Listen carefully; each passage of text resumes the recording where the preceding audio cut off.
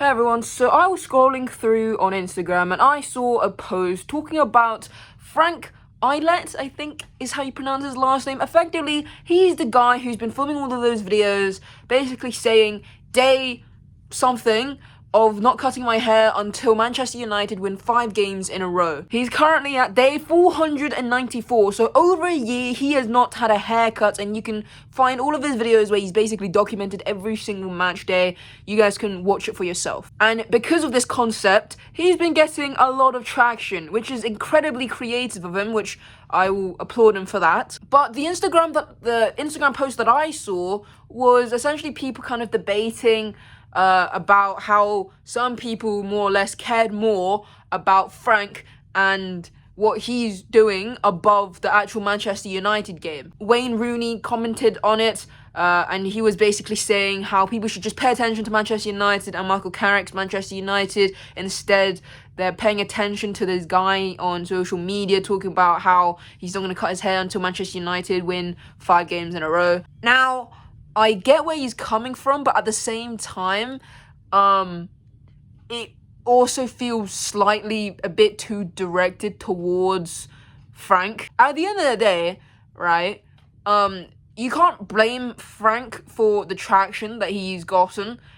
You really can't. Social media is unpredictable as can be. You never know what is going to get picked up by the algorithm and then end up getting millions of views. He just happens to be, the person who's gotten this attention from people on social media. And so because of that, people's interest and curiosity are basically piqued. And so obviously, in that regard, they're invested and they're going to tune in every single match day until essentially he eventually cuts his hair. That's not Frank's fault.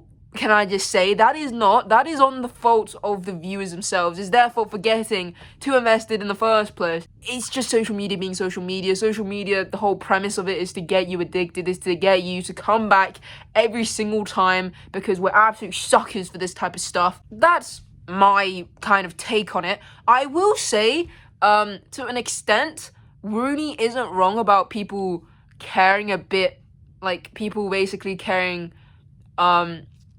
paying more attention on Frank than the games themselves. I mean, here's the thing, okay? What I'm seeing is that United, for the last however many seasons, they've had quite a lot of downs, and Frank's concept of not cutting his hair until United win 5 games in a row kind of, I guess, brought a bit more life.